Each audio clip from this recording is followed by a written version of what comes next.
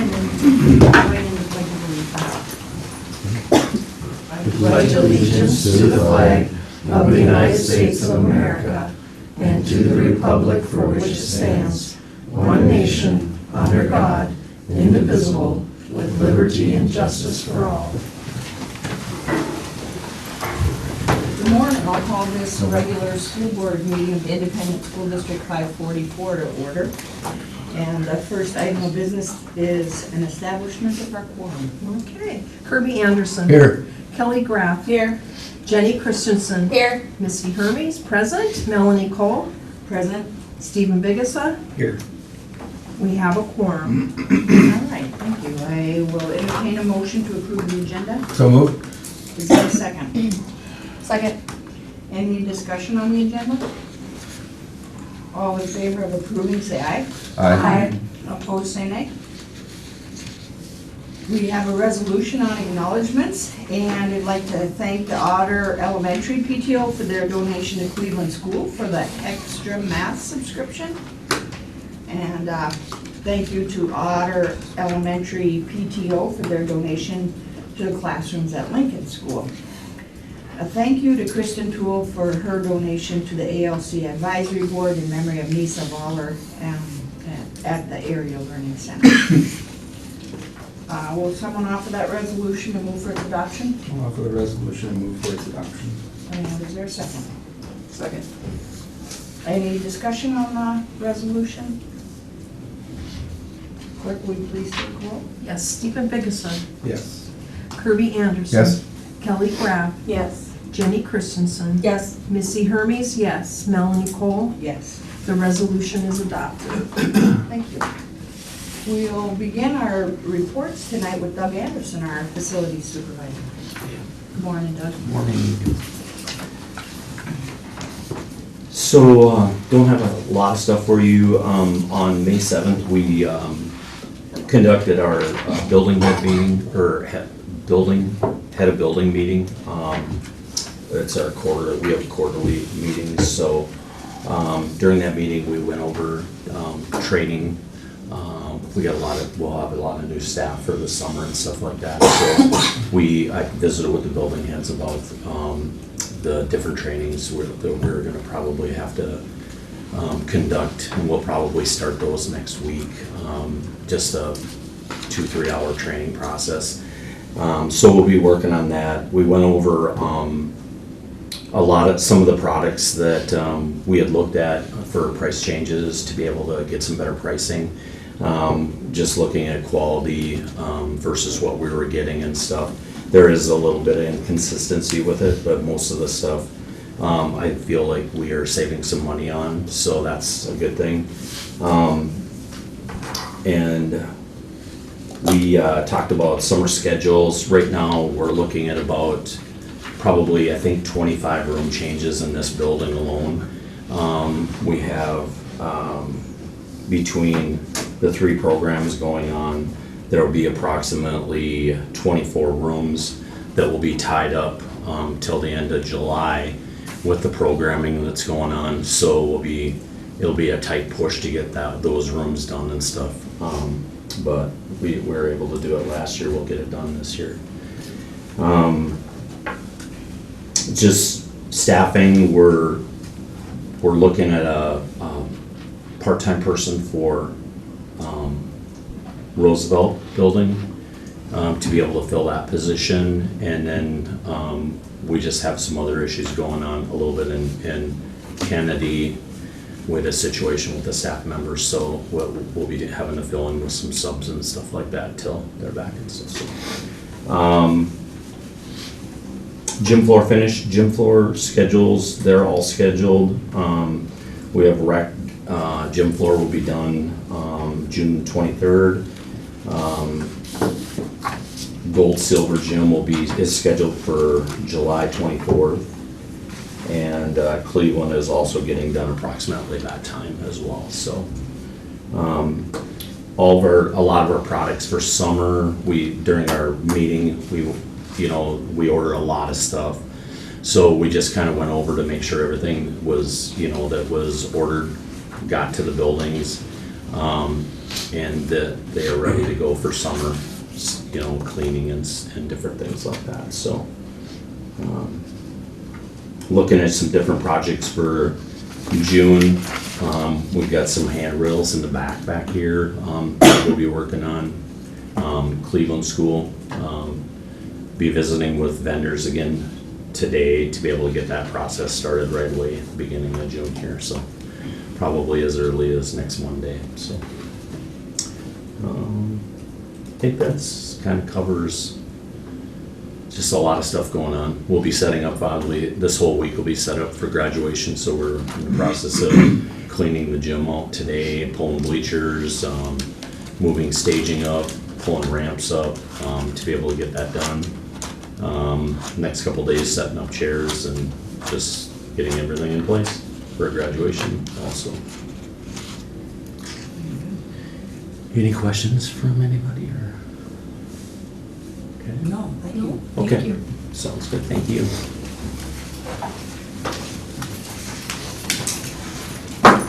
Renee Mack with it will give us our fiscal year 26 budget.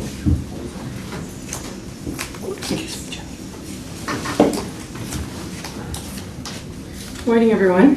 Morning. So today I'll review the fiscal year 26 budget. We did review this in committee meetings, and so not a lot has changed since then, so I'll go through this fairly quickly. We'll review some of the assumptions that went into the budget, so this is in regards to revenue as well as the expenditure assumptions. A lot of the legislative impacts that are still pending, since they did not wrap up their session by the deadline of May 19th, things are still ongoing, and so there's a lot of unanswered questions at this point. And then finally, I'll review the revenue and expenditure budgets by fund. And so this is what we consider the first reading, and so by June 30th is when we need to adopt the final budgets. We will review this once again between now and June 30th. So on the revenue side, some of the key assumptions are the general ed formula allowance, and so this is set by Minnesota legislature. And they did give us this amount probably 3 or 4 months back so that we could continue planning with some of the budget in terms of the gen ed allowance. They increased it by 2.74%, and so the total is $7,481 per pupil unit. It's really like a $200 increase from what it is currently. Another assumption is that for Children's Corner, we'll receive $180,000 in rent, and this would mean no changes to the current contract. For interest earnings, I projected about $600,000, but of course this all depends on our investment performance, market rates, and of course the cash balance, which as you know fluctuates from month to month throughout the year. And then the enrollment projection is really the biggest one tied to our revenue, and so for next year I'm projecting 3,037. And just for a reference point, fiscal year 24 actual was 2,983.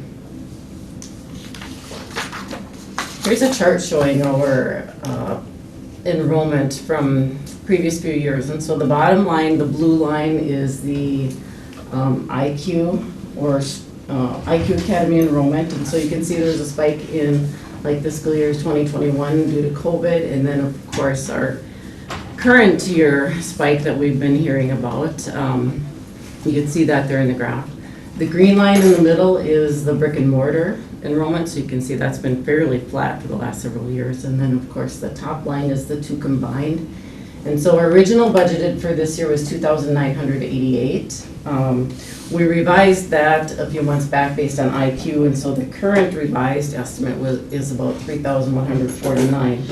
And so for next year, as I mentioned, we're budgeting or planning for 3,037. So it really comes in between the original budget for this year and then the revised estimate. So I should just mention that late last week, our IQ Academy partner, K-12 or Stride, as they're also known, they did inform Jeff and I that they may be revising our estimate for next year, and so they were kind of in a wait and see mode at this point. They gave us a number, but they wanted to have more time to review that before they make any other plans on that. So right now it's kind of up in the air.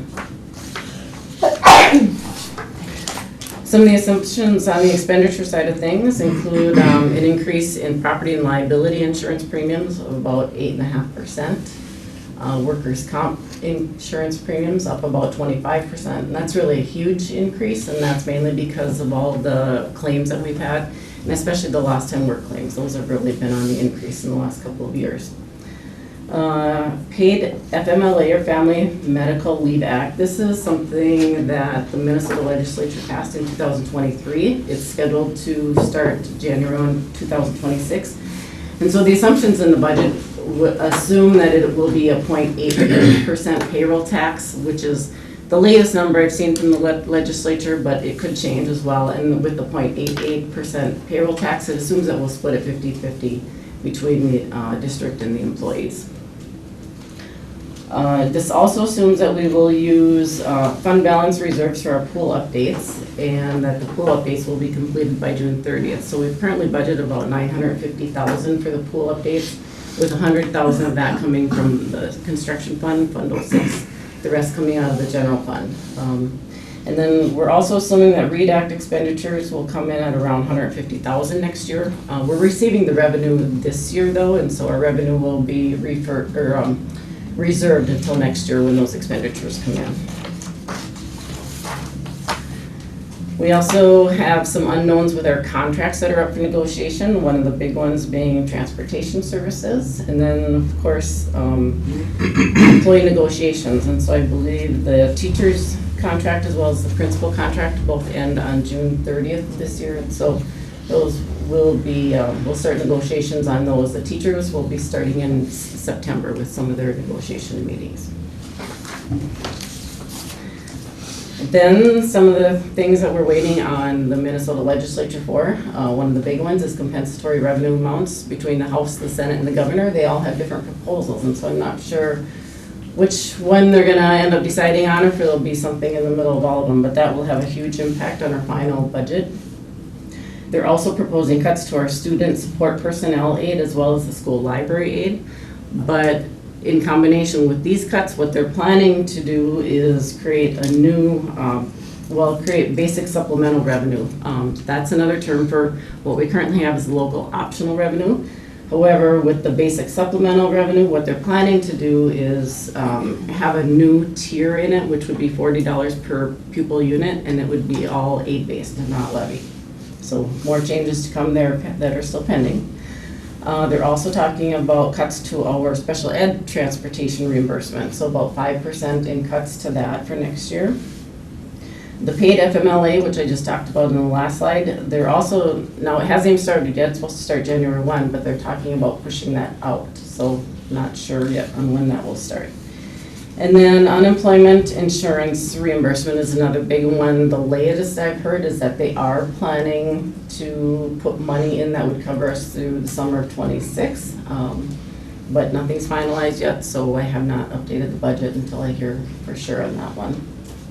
So anyway, we have some big swings that could be coming to the general fund based on the legislature, and so they have to have their work done by June 30th. It was supposed to be done by May 19th, but I guess they may be calling a special session. I haven't heard any dates on that yet. So on these last few slides, this is a look at the different revenue versus expenditures for each fund. So for the general fund, total revenues, $44.5 million. Total expenditures about $46 million. And so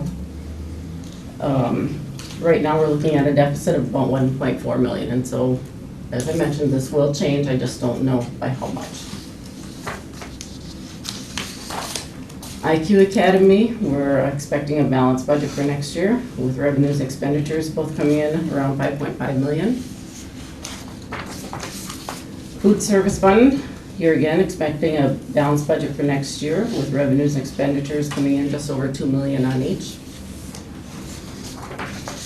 Community Ed Fund, just a very slight deficit, so I would actually consider this a balanced budget for the most part, with a slight deficit of $419.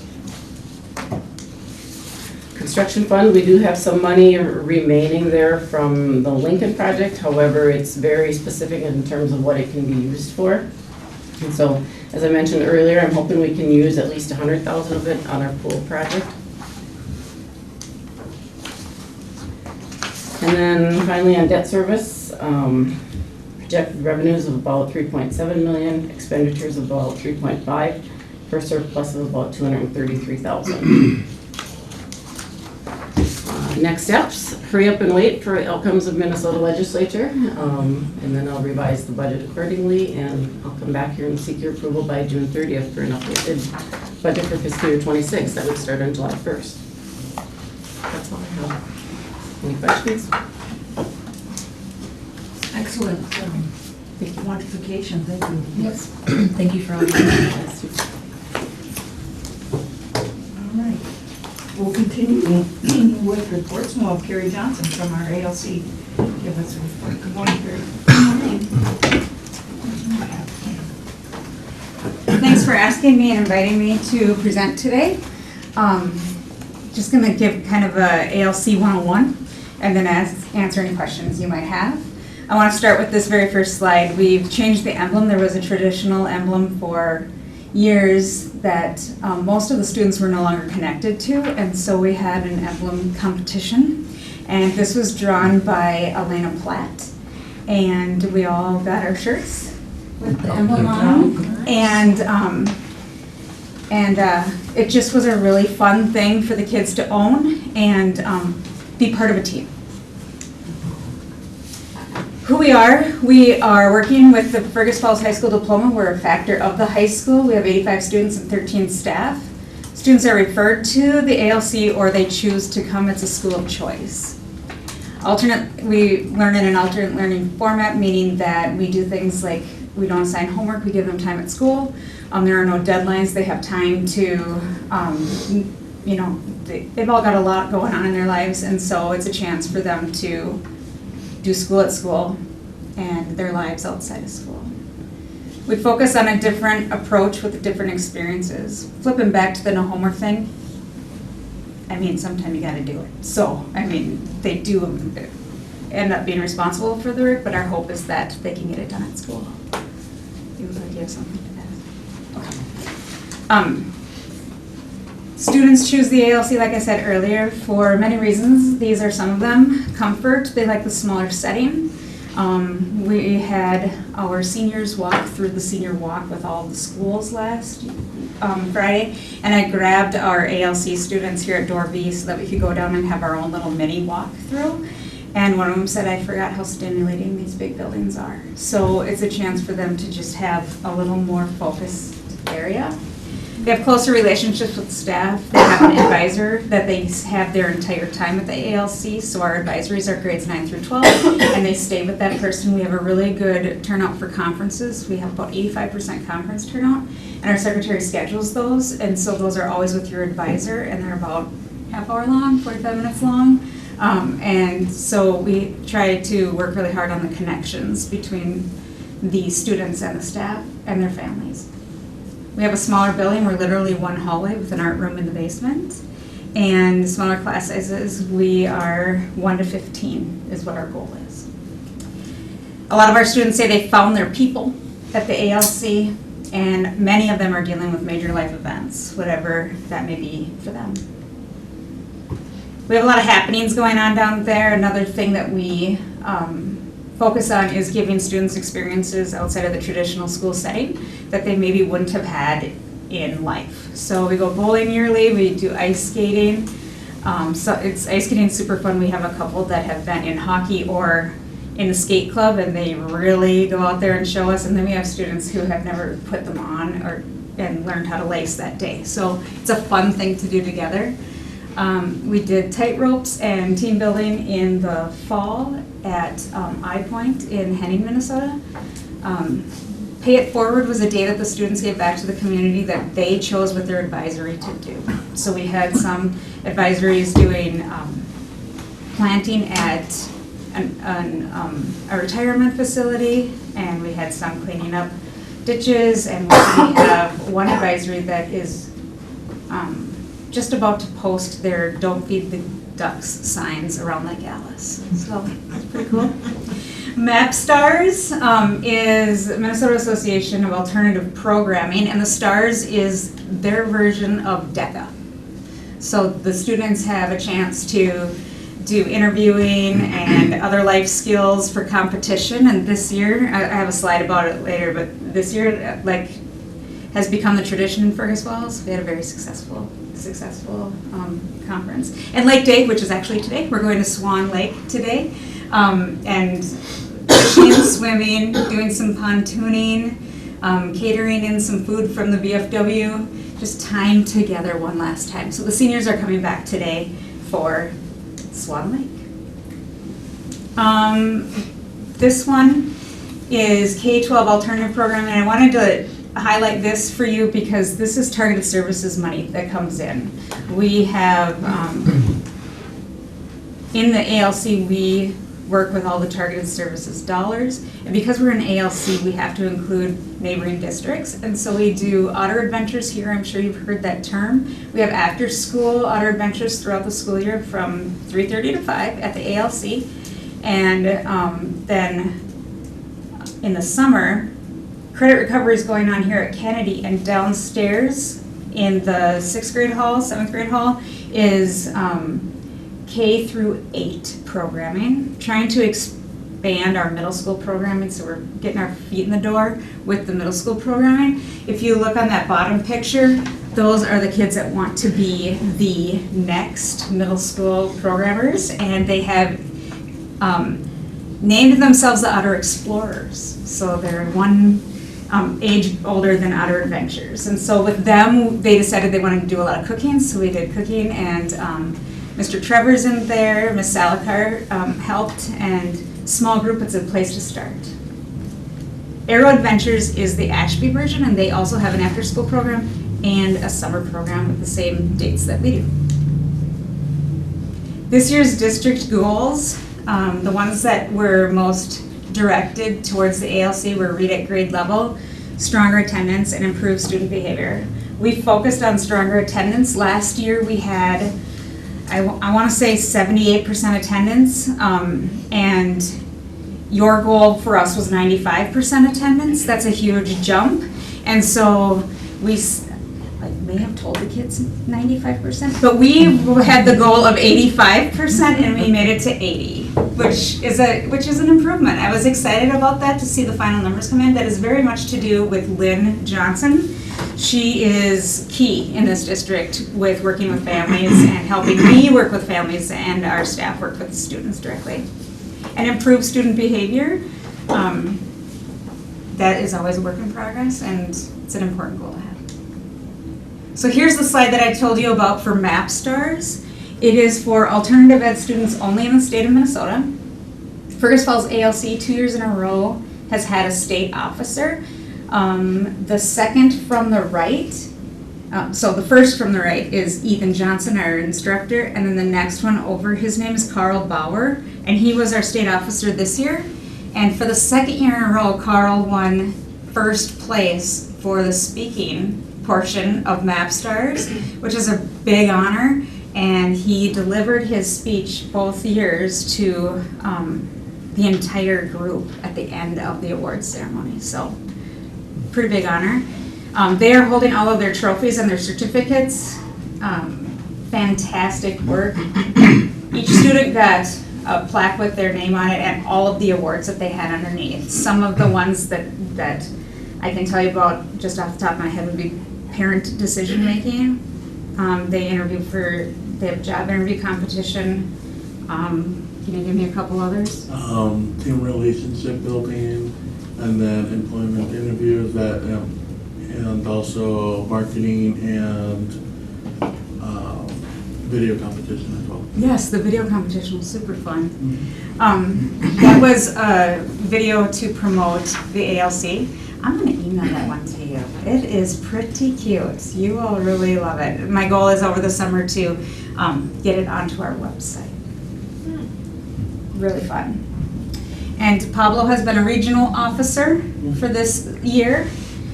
So we've had great representation of Fergus Falls in MapStars. Another thing that we are focusing on at the ALC is curriculum-based education. I had to use this picture because there's nothing Pablo likes more than a small critter he can't control. And so for his engineering class, this was our first year of offering engineering. It was a request from one of the students who happened to be in MapStars as well. And they worked endlessly on a lot of Rube Goldberg. And so one of the last things was get the mouse from one end to the other. This mouse was really good at peeking up and over and just crawling around. So the kids thought it was great. One of them took the mouse home, and Pablo was fine with that. And then I want to leave you with this thought. We have an incredible staff. This is the staff that was able to make it to the picture. We're missing Mr. Dirks for that picture. A really incredible, tight staff that we have a ton of fun. In the picture, you see Pablo with his pupper, Romeo, and then next to him is DJ, who is our AmeriCorps fellow. I don't know if you've heard, I feel like you know well about the AmeriCorps fellow. So we were just approved to have him for another year, which is outstanding. He's been able to build some really good relationships with the kids, and when they're starting to escalate, he's good to just go in there, you know. So it's not always from the authoritarian of punitive, we can get into it and see what's really behind the behaviors. So he's been a great investment. Underneath it says people see us, and that is actually the title of one of the speeches at graduation. One of the students wrote about how when she came to the ALC and now that she is at the ALC, she feels seen. And it has nothing to do with things not happening at Kennedy. It's all about just the small setting and being able to be with those people 100% of the time.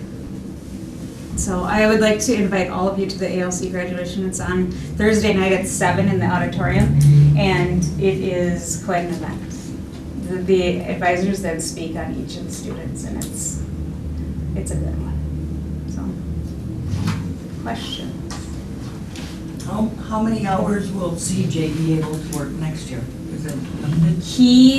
Yes, it's limited, but right now he can work all the way through June and not meet his quota. So his new contract starts July 1, but we'll have him through all of the first month of Otter Adventures and credit recovery, which is fantastic. It is fantastic. Yeah, yeah.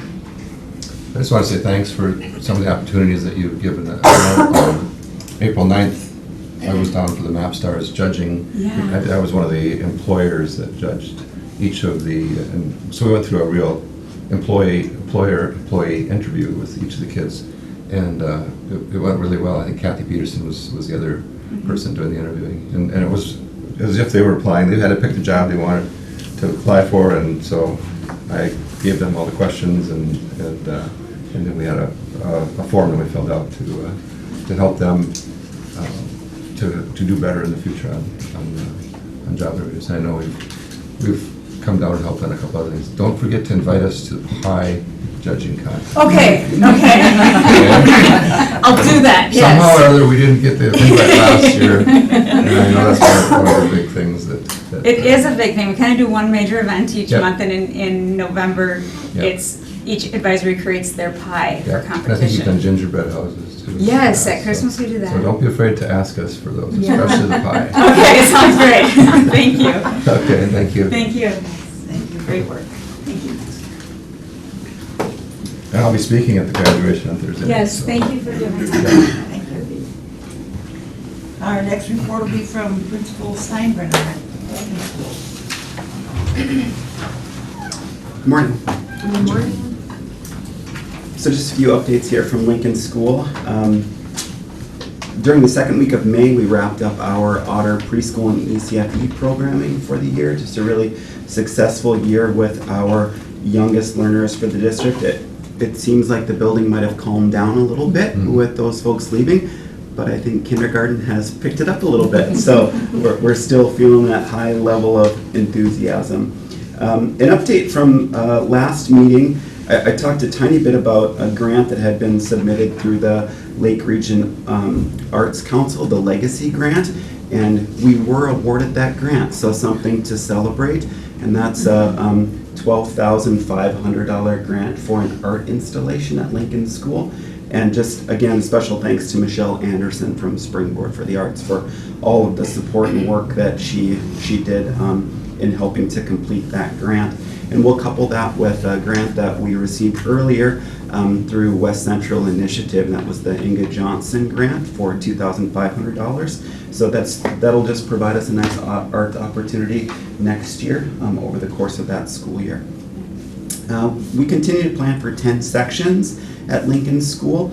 We have the teaching assignments established and kind of a enrollment responsive plan in place in collaboration with Mr. Colbeck as far as where kindergarten registration is coming in and what first grade is looking like. So I think we can be kind of fluid in our response to ensure that the 10 section is achieved there. But and I'm comfortable with that plan. We've talked through it, so we're in good shape there. Our current kindergarten cohort is 165 students. That's what we have today. For next year, right now in this moment, we have 94 students who are currently enrolled. Interestingly though, I looked back and we are ahead of where we were last year at this time. Not by much, it's pretty much in line, 1 or 2 students, but the hope is that we can achieve at least that same that same pattern that Renee had shown before with enrollment. More to come on that. We'll figure out in July just how many of those students are going to be here. From an early childhood standpoint, on May 5th, we had our Touch a Truck event at the West Ottertail County Fairgrounds. We had nearly 700 people there. It was just a beautiful night as far as weather goes, and the community came out. And thanks to all those local organizations and businesses that really volunteered their time and equipment and effort to come out and provide a fun family event for everybody. We have our ECFE classes set for the upcoming school year. We've extended our offering to families. There are a number of additional community events, kind of one-time events that will be in place next year.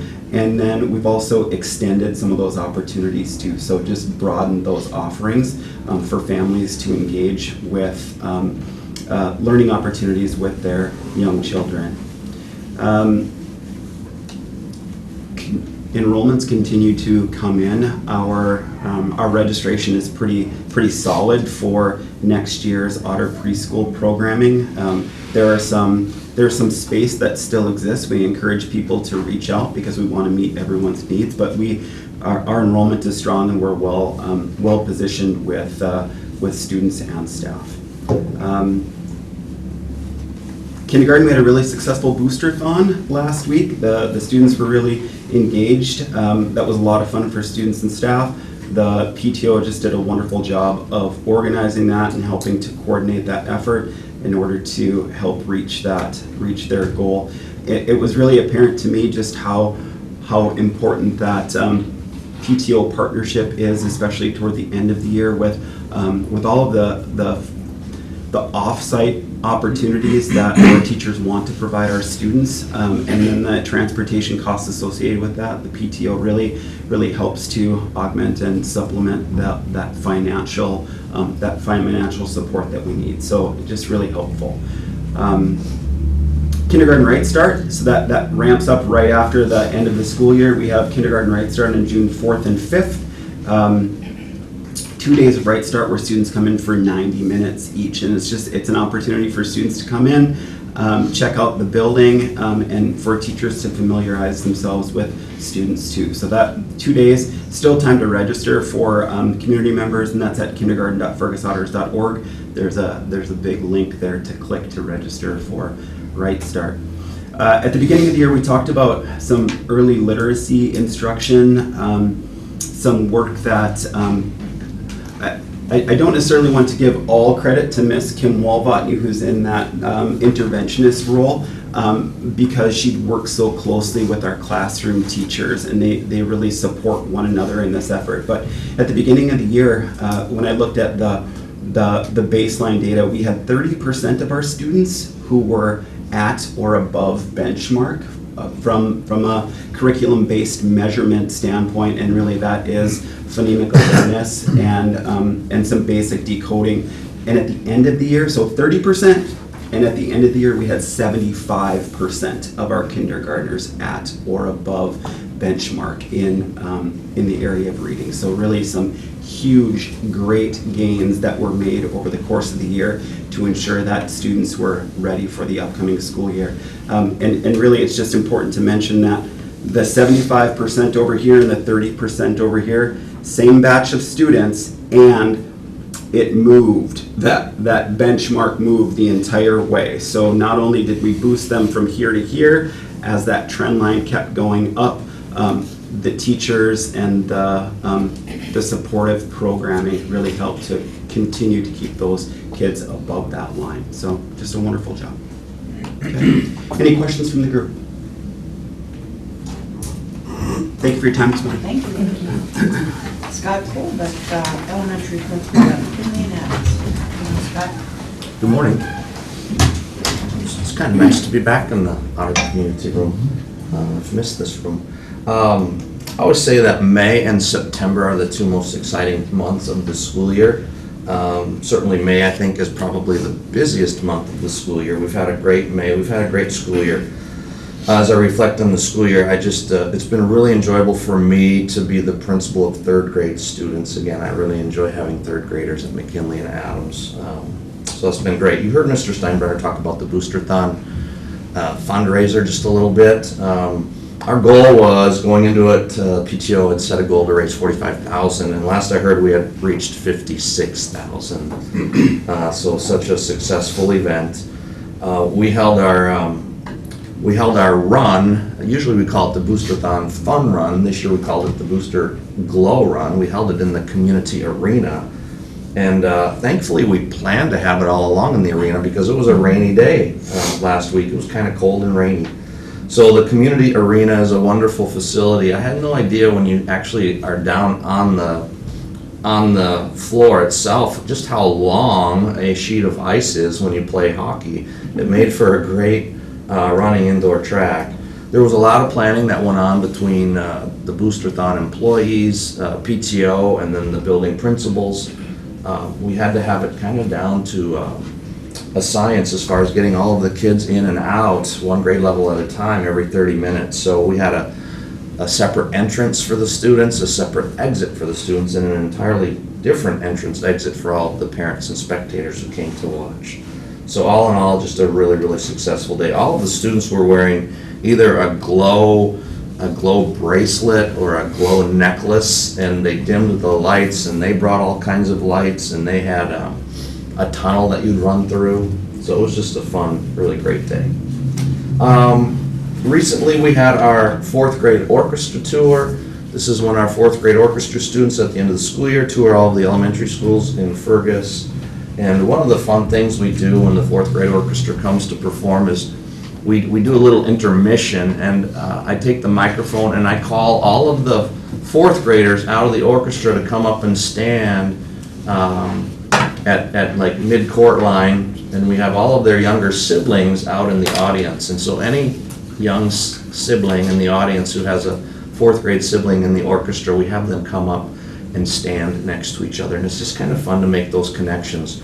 Also, we have some seniors who join the 4th graders and travel around town that day. So some of the seniors in the orchestra, they come stand up front, and some of them have younger siblings in the crowd. So it's just fun to make those connections. And then, it's been, I think, 18 years since we've had 3rd graders at Adams or McKinley. So to think, and we talked about this with the kids, to think they're only 1 year away now, less than a year, because as 3rd graders sitting in the audience, they can join orchestra in 4th grade. So we always ask the question, how many of you would like to join the orchestra next year? And, the majority of the hands go up. That's always fun to see. The last time I reported here, I talked about an upcoming book fair at Adams School. That was very successful. It was fun to see visitors from all of the elementary schools. I'd like to thank the teachers at Adams for putting that on. Anytime there's a book fair, it's kind of a grassroots effort. It's a decision by the staff to put on a book fair in their school. I talked about May being exciting. Here's one of the reasons it's exciting and busy. We had 10 music programs between the two buildings of McKinley and Adams in the last couple of weeks, 5 at each building. Really large turnouts of parents and grandparents. Each program consisted of 2 or 3 classes at a time.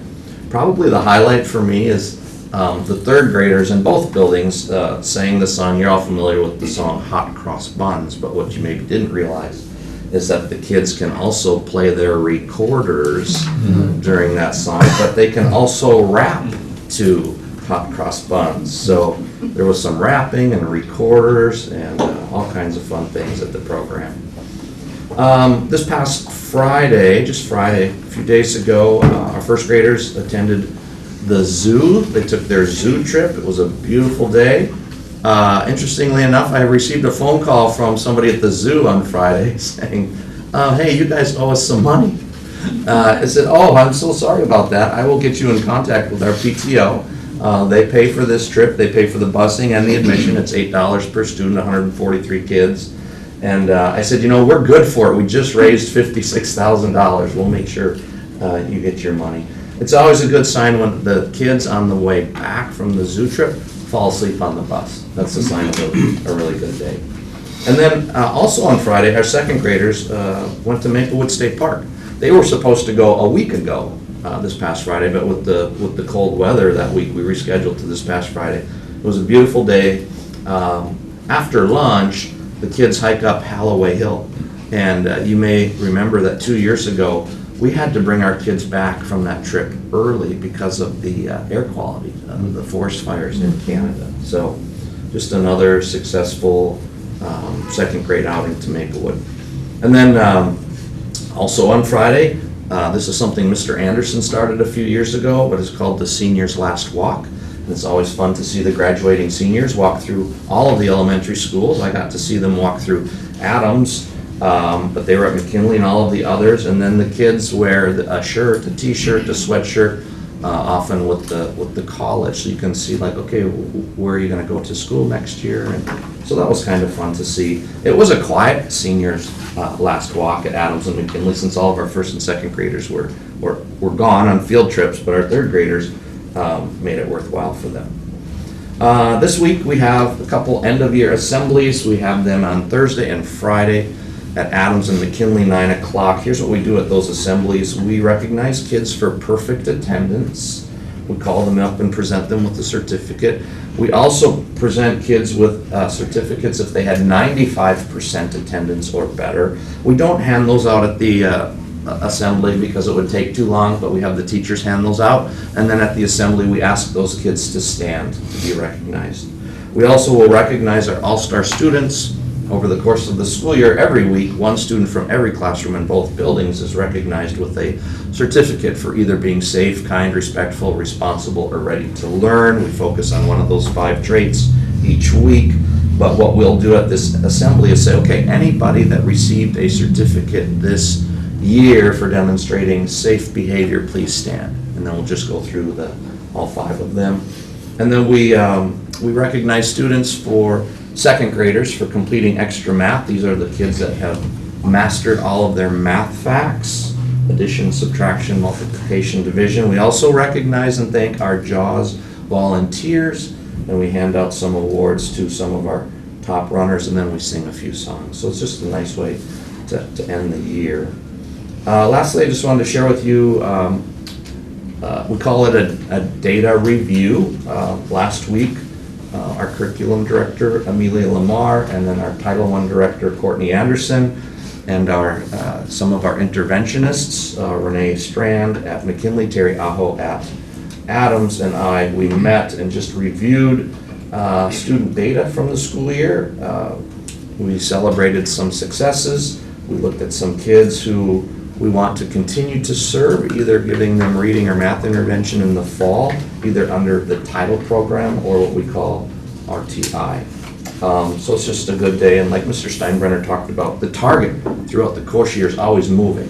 The benchmark in the fall is lower than the benchmark in the winter, which is lower than the benchmark in the spring. So we're trying to move kids along, and all of our kids are growing.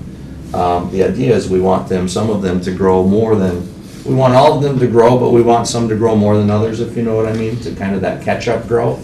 So there's this idea of a 1 year's growth, but then for some of our kids, we want more than 1 year of growth. If they're a year or two behind, we want them to grow a year and a half in a year's time so that they can catch up. So that's the idea there. But a really good day, just a lot of data collection by our interventionists, and especially Courtney Anderson, who's doing a great job in that role. So with that, I would entertain any questions from the board. No questions, Thank thank you. We'll hear next from Principal Run from Cleveland Elementary. Good morning, Cindy. And pardon my voice, I'm just dealing with one of those allergy symptom things, so if I start coughing, I'll email you the rest of my report. Following after John and Scott each week, I could be repeating a lot of things, so I'm gonna just present a short summary because they do a great job of highlighting our PTO fun run. For some of our 5th graders, it's been their 6th year doing it. And so just to change it up this year and have a glow run indoors was really fun for those 5th graders who have run the track these previous years. So always exciting. It's always an exciting event. And I just have to add that the booster, the themes that they have each day of the week, it's a different theme. And it might be trustworthiness or responsibility, just those really strong values that we talk about a lot with the students. They do a great job of kind of putting in a short little synopsis for the kids, and they watch a video each day. So there's more to it than just raising money and running an event. There's some quality components as well. So a big thank you to the Otter PTO for their involvement with that Booster Fun Run again. And then May is, April is our month of MCA testing, and there's a lot of prep work with that and conducting those MCA tests.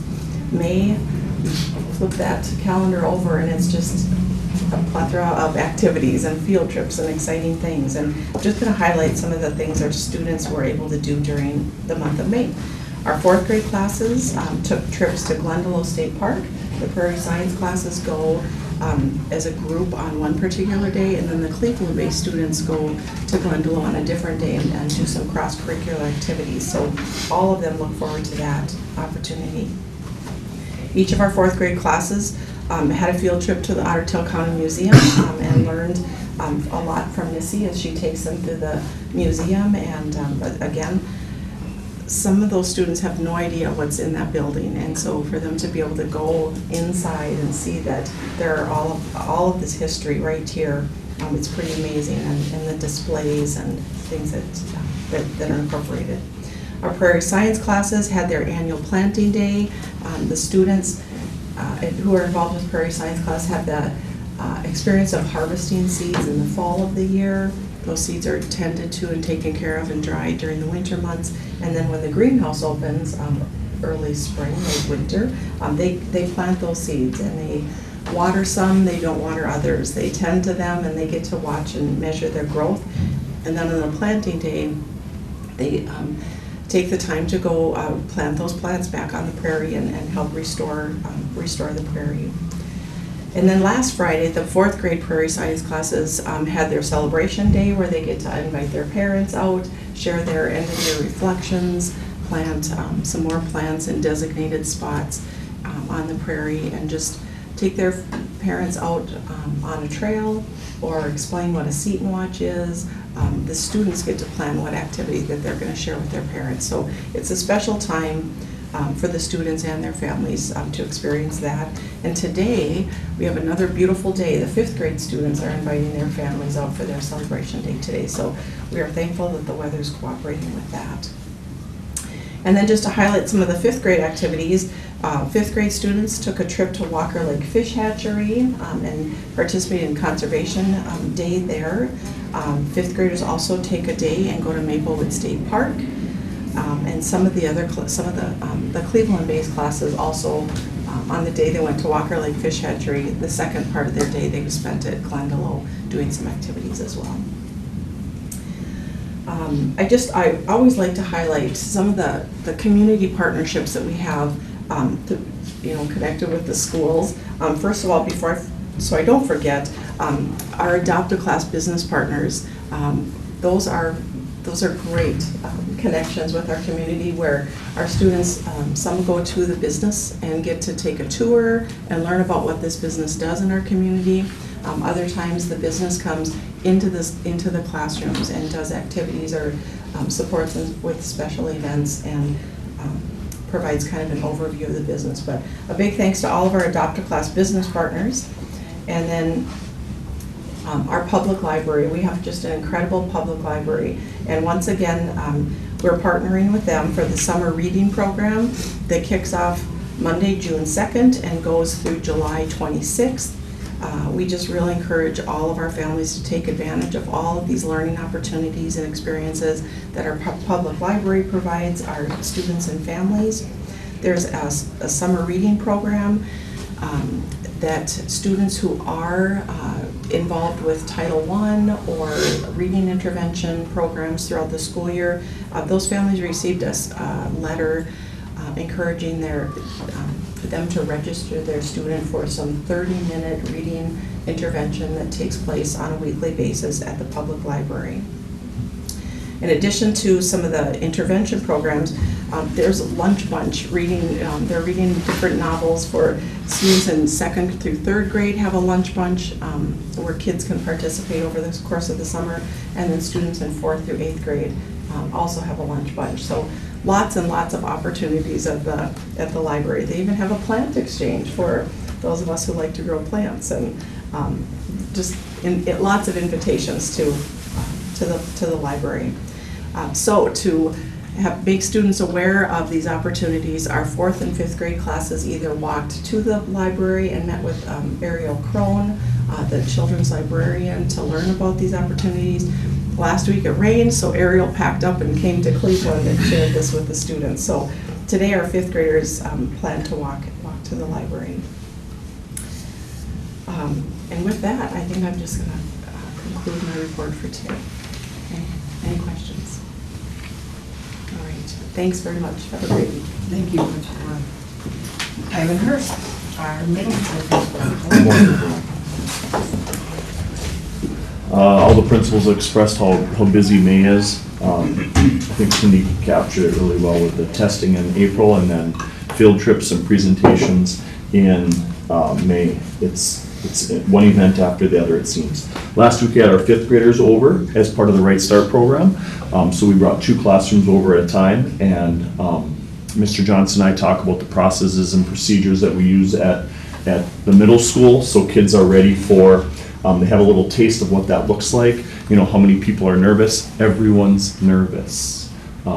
It's too big of a place, and so when we give the tour, we just keep referencing the cafeteria on how close everything truly is. They're not running around this entire building. It's really a pretty small footprint that they're a part of, whether it's in the tower, cafeteria, right upstairs is the library and middle school office. It's a pretty tight net, so we hit that pretty hard with them. But we talk schedule, we talk lunch. I could do 20 minutes on lunch because they're used to having one item and now they have 25 choices, and that's not possible.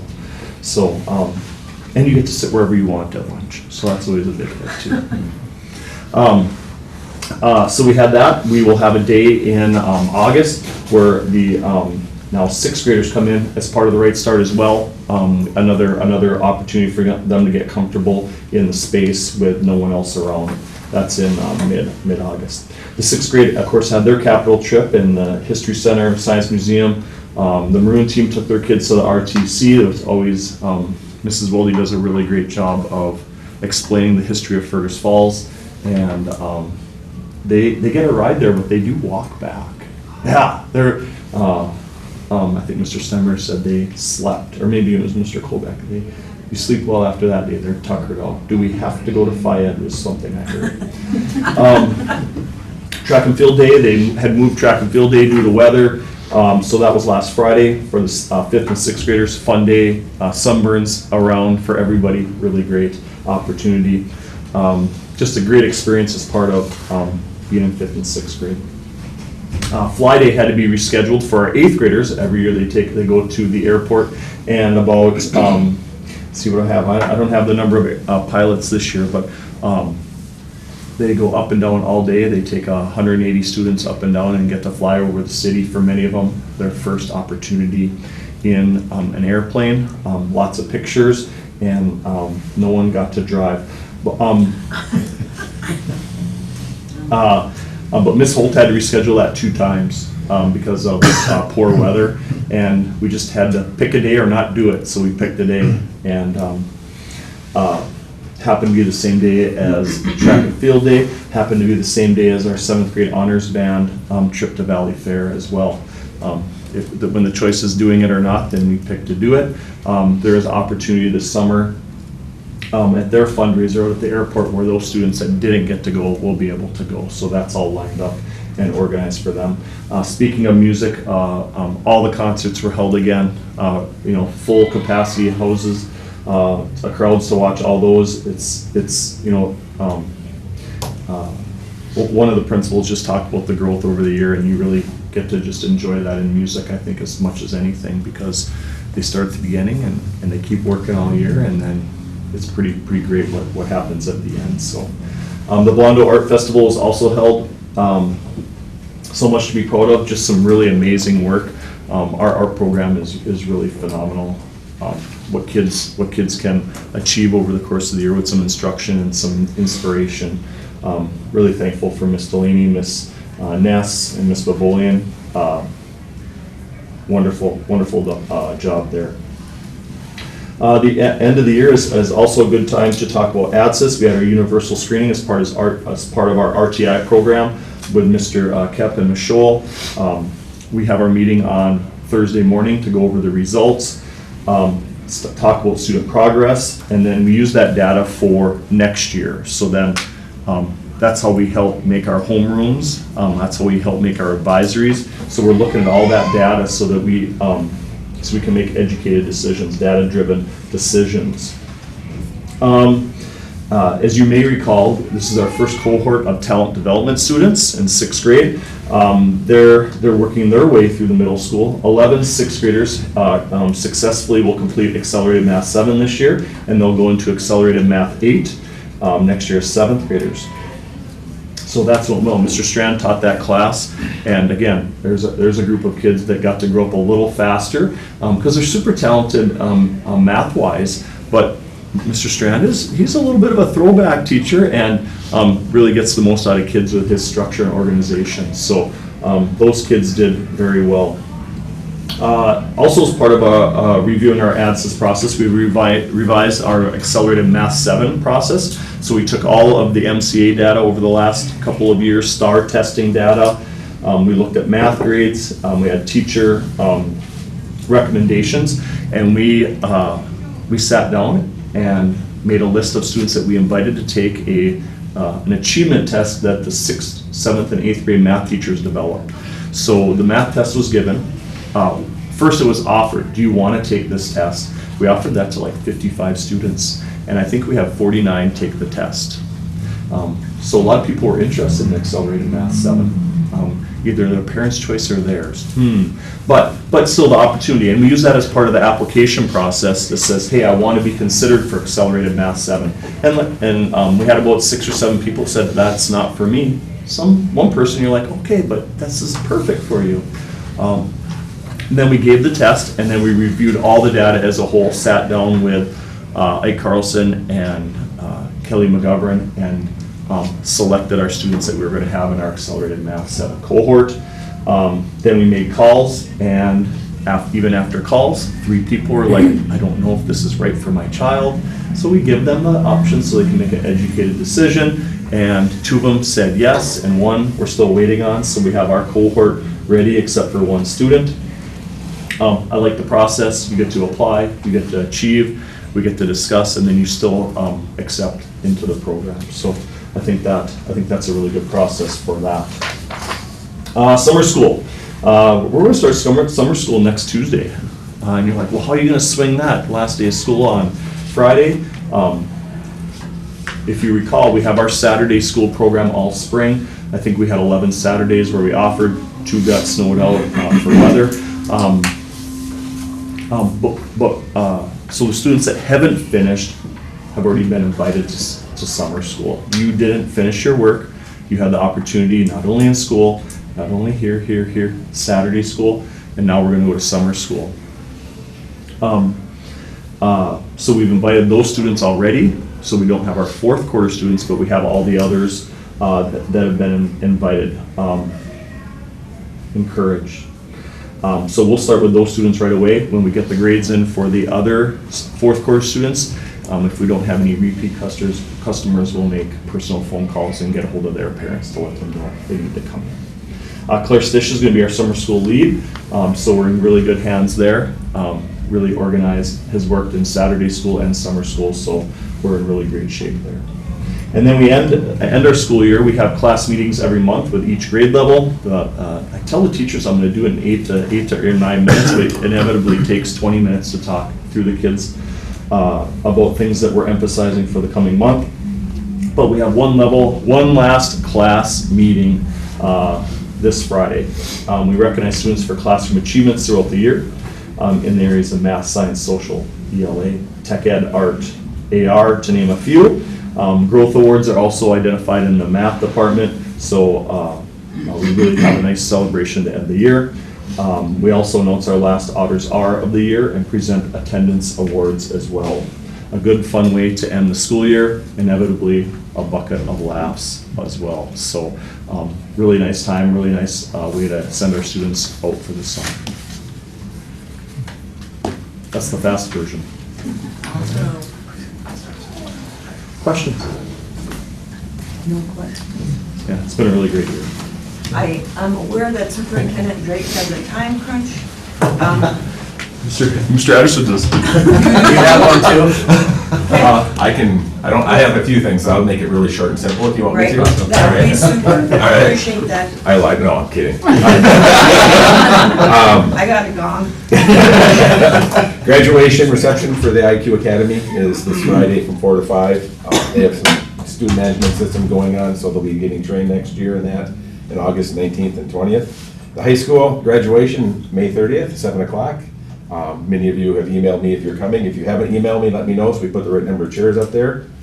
We handed out over 100 stoles, so kids received them for opportunities not only in academics, but also in current technical education, taking 4 courses in a content area.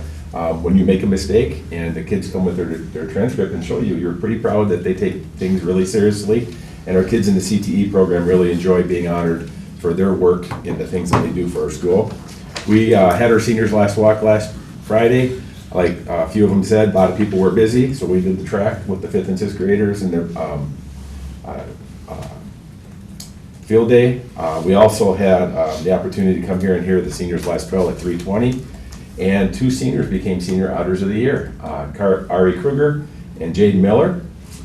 So our staff has worked really hard, focused on our seniors, not that we didn't pay attention to everybody else. Our goal is to get them to graduation, so we have almost everybody there on Friday. We did a transition day for our 8th graders coming into 9th grade. We had 38 10th and 11th graders who will be mentors next year. They led the groups of their Otter Time groups next year in an activity, and their new teachers Otter Time next year. Some of those kids were like, oh my gosh, the 8th graders are a handful. I'm like, yep, you were the same way when you entered our program. Got a little taste, now you're dealing with that. So we are going to do a 4-hour training with those 38 kids in August, the first week. With the money that Minnesota Motors donated, we're going to give them some t-shirts and some food, and they'll do the same activities as our 9th graders will the first day of school next year. So our 9th graders will spend almost 3/4 of their day with their mentors next year, going through and getting to learn them, know who they are. Some of our expectations, run a school schedule for them. They'll eat their normal lunch, which is the most important thing because they can never figure that out. So they get to do that next year. And tonight at 4 o'clock, I confirmed with Pablo because I know he's speaking. We're at Gary Spees Park for American Indian present. 4 o'clock it starts. I think she has a gathering coming. Then we start the program around 4:30, 5 o'clock. We'll be honoring the students. Pablo will be speaking on each student. A star quilt, often called the Morning Star, represents a new beginning. Regalia is a reflection of identity. We also have a graduation stole that I'll be presenting. It's a symbol of academic success. The leather journal cover to rate their journey, and the eagle feather ceremony that honors important life transitions like graduation. And I would be in haste if I did not speak about Berkeley. We hired her in, I think it was September, and we were hoping someone would apply after Lynn stepped out of that position. It has been an absolute honor to have her as employee in Fergus Falls Public Schools. Lynn did a great job last year. Berkeley has taken us into places that we were not expecting. Our American Indian students feel seen and heard. They feel they're important to our school district. She has done a lot of legwork connecting with elders and ancestors in the area to bring them in and communicate with our American Indian students. So we're really excited with her, and I want to thank her for the work that she's done and moving us forward in that with that American Indian Parent Advisory Group. And I hear that we have more American Indians in the school district next year, which is exciting for us. So she has a lot more work for us to do as we move through the rest of the school year. So as I always say, it's been a great year, and it's always a great day to be an author. That's probably the fastest I could go. Any questions? I will be there Friday. Okay. Thursday and Friday. All right, perfect. All right. Okay. Have a great day. Thank you. I won't even wait for my introduction. First of all, with apologies, I need to tell you about my conflict this morning. So with the student support aid, the co-ops are able to access that as well. And so with Lakes Country Service Co-op, they're able to pool the student support aid from member districts to hire a student support position, and it's designed to support student mental health. And the position will be shared among the member districts that are contributing. Our involvement with the co-op allows them to access the funds, so it's not going to cost us any money. But I was asked to be part of an interview committee for 2 finalists, and I didn't have any choice in terms of the schedule, so one is at 8:30 and one is at 9:30 today, virtual. So I just need to get down to my office. And then at 10:35, I do my after the board radio interview. So I just have a tight schedule this morning. And 39 slides, folks. So we're going to be rocking and rolling here. So some thank yous to the NHS for their service project, donating to the Cancer Center. And basically you see some kind of gift packets.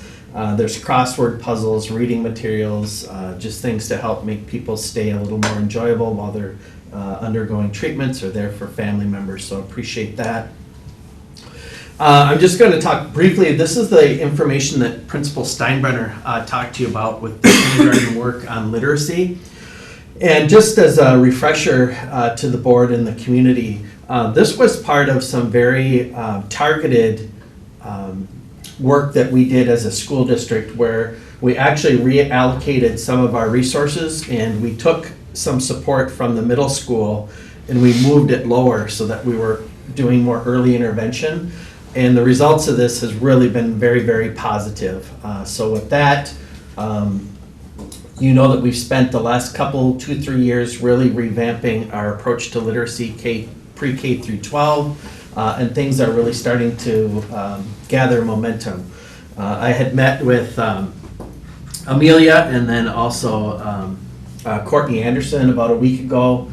We're doing some different types of interventions with our dyslexia students and seeing really, really good results from those interventions as well. So a lot to be excited about. Congratulations, a little preemptive maybe, but looking forward to both Thursday and, well, tonight's American Indian celebration, but also Thursday's ALC graduation and Friday's commencement service in the Gold Gym. So congratulations to the class of 2025.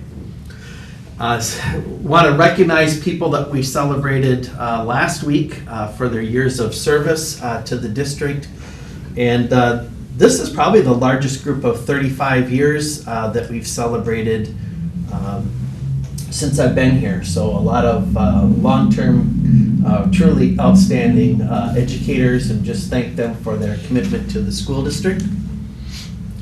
And to our 2025 retirees, we're watching some really talented people retire, but want to thank them for their service and commitment to our students and our community, and certainly wish them the very best with their upcoming retirement.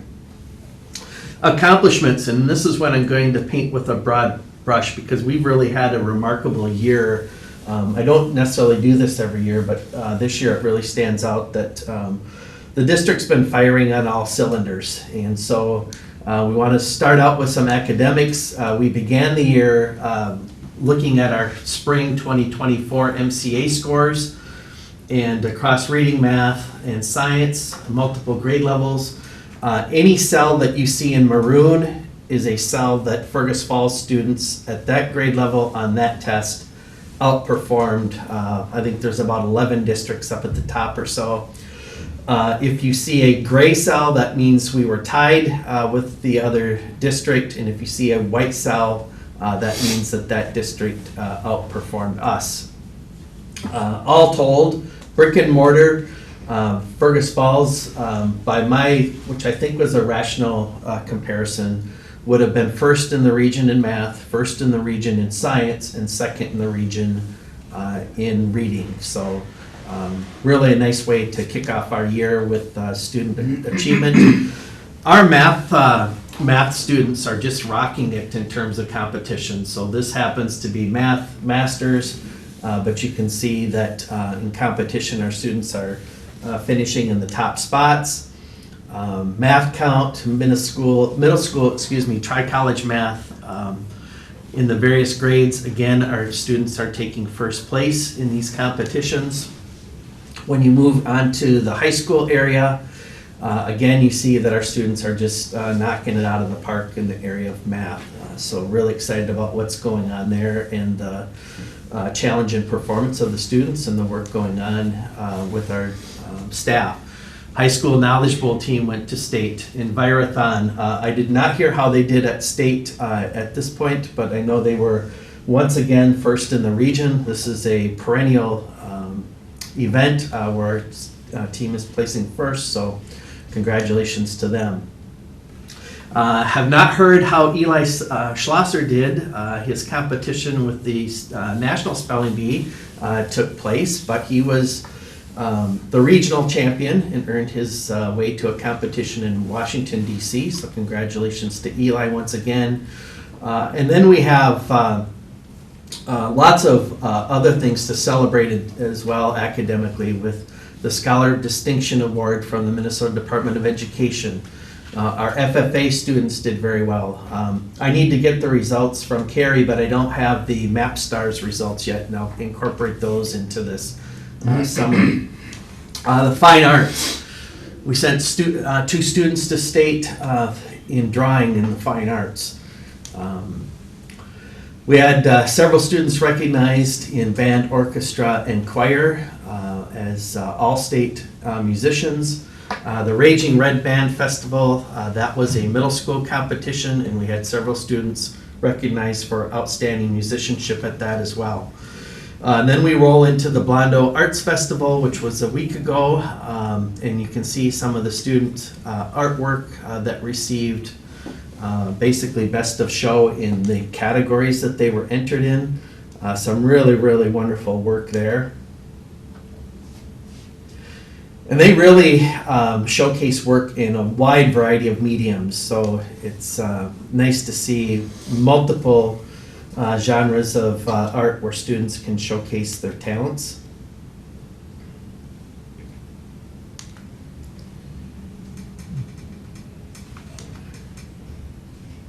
And this is the Golden Loon is sponsored by the Daily Journal, and certainly the Fergus Falls students did really well in that as well.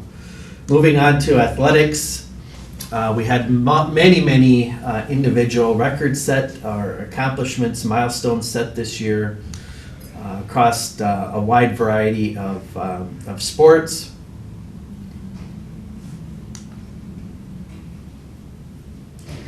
Some of our spring sports are just finishing up. Softball season ended last week. Baseball's rolling into the playoffs, and then track.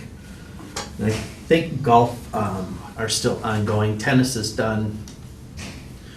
Multiple teams went to state, and then I don't have it on this list, but each year we are recognized with multiple sportsmanship awards in the Central Lakes Conference. So very proud of the way that our students compete as well. These are students that went to state in their respective sports.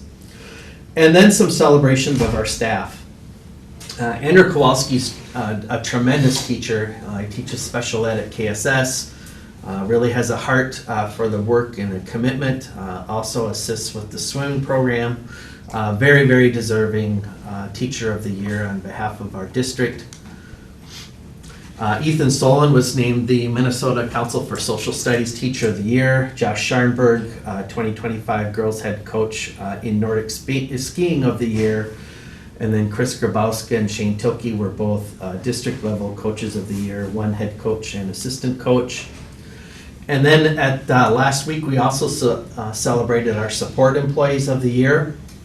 Amy Toyd, Counseling Office Secretary.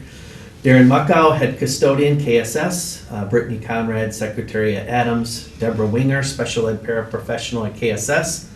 Angela Erickson is Food Service at Lincoln. And Ashley Thompson, Special Education Paraprofessional at KSS. We had 35 nominees for Support Staff of the Year.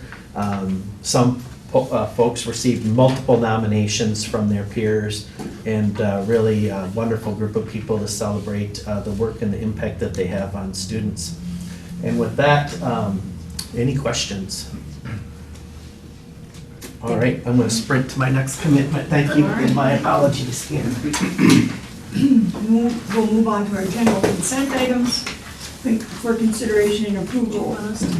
In this category are the minutes from our last regular board meeting, and then I'll turn to our treasurer for a review of bills. So our last group of bills that were paid totaled $700,000. $566,000 of that came out of the general fund, and half of that was out of health insurance, which is what totaled $252,000. We also had $19,000 from Vision Concepts for snow removal and sanding, $21,000 in union dues, and $138,000 from Stride for IQ Academy. There was about $72,000 that came out of, for our bonds out of the debt fund, and we also had about $12,000 from Community Ed Fund 4 for OLV textbooks. That is a pass-through that we do for them. We did see some big bills come out for the Otter Outlet, a lot of things coming out for the American Indian Fund. Otherwise, it was a very uneventful bills report. That's Great. That's all we got. All right, thank you. We have several personnel items. We've got certified staff hires of Charlie Ugstead and Diana Wickland, certified staff resignation, Taylor Leach, support staff resignations by Amy Newkirk, Eric Monham, Kathy Nelson, and Deborah Emery. And then we have individual contract to approve for a truancy interventionist, office assistant, and those are the personnel items. Is there a motion to approve the general consent items? So moved. And a second? Second. Any discussion on this? All in favor of approving, say aye. Aye. Opposed, say nay. All right, that is approved. We'll move on to new business. We have a proposal to revise the calendar for next year to adjust the ALC and Kennedy secondary school graduation ceremony dates. And so is there a motion to approve that revision? I'll motion. And a second? Second. All right, and we learned from Principal Anderson in our work session last week that just the timing for next year was gonna be an issue, so. The main thing is to help a lot of students to graduate that might not otherwise be able to. It gives them an extra week to complete their work. Right, it was a kind of crunch. Yep. Okay, thank you. Any other comments? All in favor of approving the revision, say aye. Aye. Opposed, say nay. That is approved. Looking for a motion to approve a renewal for our workers' comp insurance with First Dakota Indemnity for a total estimated cost of $151,220 beginning on July 1st of this year to June 30th next year. Would someone make that motion? So moved. And a second? Second. All right, any discussion there? All in favor of approving that contract, say aye. Aye. Opposed, say nay. That is approved. A motion to approve the milk bid to Cass County Creamery in the amount of $129,791. Would So moved. And is there a second? Second. All right. Any Wondering when it was discussion? gonna come out. Never gets old. No, we're simple people. Yeah. Any other discussion on that? All in favor, say aye. Aye. Opposed, say nay. That is approved. And We're just sitting on we are looking for a motion to approve the second extension to the food service agreement with US Foods for the 2025-26 school year, effective July 1st of this year through June 30th next year. Would someone make that motion? I'll make that motion. All right. Is there a second? Second. Any discussion on that? No discussion, just a question. So on it, I know it says like the second and final extension. So does that mean there will just be like a new contract next year then? Like how does that work with? We'll go out for full bids next We'll year. go for, okay, cool. This That- year- I was just curious. Yeah, this year what we did was just a price comparison on Yeah. like a handful of items, maybe 30 to 40 items to Okay. see how price is compared, to make sure that this was still the best decision to do a Okay, rollover, but yeah, next year we'll cool. go full bids. All right, cool. I was just curious. That's it. All right. Any other discussion? All in favor of approving, say aye. Aye. Opposed, say nay. All right. And I'm looking for a motion for approval for the extended school year services and summer school for students with disabilities. Would someone make that motion? So moved. And a second? Any discussion there? All in favor of approving, say aye. Aye. Opposed, say nay. All right, I'm looking for a motion to approve Right Start summer programs for kindergarten, which is scheduled for June 4th and 5th. So moved. All right, and a second. Second. Any discussion there? All in favor of approving, say aye. Aye. Opposed, say nay. There is a local literary plan, looking for a motion to approve that plan. I'll make that motion. All right, and a second. Second. Any discussion? All in favor of approving, say aye. Aye. Opposed, say nay. That is approved. And a contract for child and adult care food program, prevented meals for Head Start, effective October 1st, 2025 through September 30th, 2026. Would someone make that motion? So moved.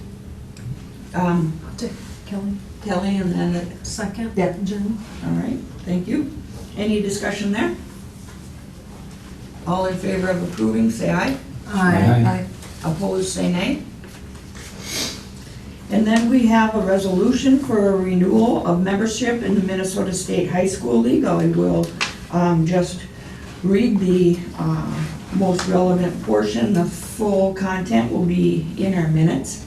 It's resolved that the governing board of Fergus Falls Public School District number 544, located in the state of Minnesota, delegates the control, supervision, and regulation of interscholastic activities and athletics to the Minnesota State High School League, and so hereby certifies the State Commissioner of Education as provided by Minnesota statute. Would someone offer that resolution and move for its adoption? I'll offer that resolution and move for its adoption. Thank you. And is there a second? Second.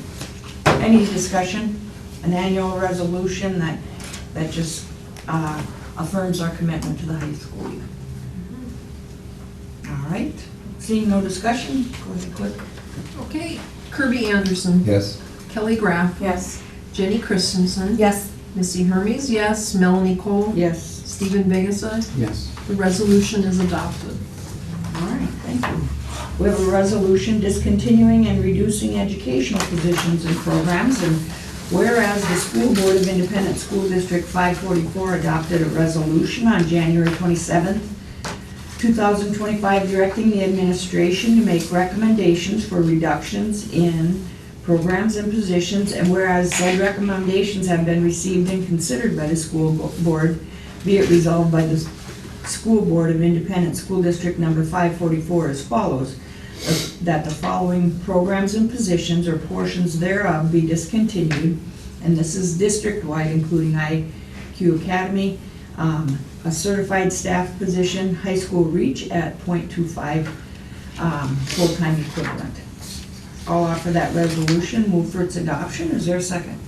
I'll second. All right, any discussion on that? Okay, seeing none, clerk? Melanie Cole. Yes? Stephen Vigasa. Yes. Kirby Anderson. Yes. Kelly Graff. Yes. Jenny Christensen. Yes. Missy Hermes, yes. The resolution is adopted. All right. The next resolution, and our last one for today, I'll read in full because it's in regard to labor law, and so I don't want to cut any corners. It's a resolution placing a continuing contract or tenured teacher on unrequested leave of absence upon acquiescence of such placement. Whereas the School Board of Independent School District number 544 adopted a resolution proposing placement of a teacher, fill in the name, on unrequested leave of absence on April 28, 2025, on the grounds of financial limitations. Whereas said written notice of the proposed placement on unrequested leave of absence was mailed to the teacher by certified mail on April 29th, 2025, and whereas said written notice of the proposed placement on unrequested leave of absence contained a statement setting forth the reasons for the proposed placement, as well as the statement that he or she was entitled to a hearing before the school board, provided that he or she make a request in writing within 14 days of receipt of said notice, and that if no hearing was requested within said 14-day period, it constituted acquiescence by the teacher to the board's proposed action. And whereas no written request for a hearing was received by the school board or the superintendent from any of the teachers as of May 15, 2025, and whereas said failure to make a written request for a hearing within 14 days after the receipt of notice of proposed placement on unrequested leave of absence constitutes acquiescence by the teacher's name to said placement on unrequested leave of absence, be it hereby resolved by the School Board of Independent School District number 544 that these teachers, and the names will follow, be and hereby are placed on unrequested leave of absence as a teacher of Independent School District number 544 on the grounds of financial limitations and at the end of the 24-25 school year, effective June 30th, 2025. In accordance with the district master agreement and pursuant to Minnesota Statute 122A.40 subdivision 10, without pay or fringe benefits. Be it further resolved that a notice of placement on unrequested leave, together with a copy of this resolution, be forwarded to said teacher personally, and that an affidavit of the same be placed in his or her personnel file, together with a copy of the notice and resolution. Notice, and this is what it looks like, notice of placement on unrequested leave of absence upon acquiescence of placement. Dear Mr. or Ms. Teacher, you are hereby notified that at a meeting of the School Board of Independent School District number 544, held on May 27th, 2025, a resolution was adopted by a majority roll call vote of the full membership of the school board, placing you on unrequested leave of absence as a teacher of Independent School District number 544 on the grounds of financial limitations at the end of the 24-25 school year, effective June 30th, 2025, according to the district master agreement and pursuant to Minnesota Statute 122A.40 subdivision 10 without pay or fringe benefits. For the restatement process, please refer to the district master agreement, Article 14, addresses unrequested leave of absence. A copy of the resolution duly adopted by the school board is attached here too for your information. Please keep the HR director advised in writing of your address at all times until your reinstatement rights have expired so that the district may notify you of any available positions for which you may qualify. Sincerely, Missy Hermes, clerk for the district. These letters will go out to 8 teachers and in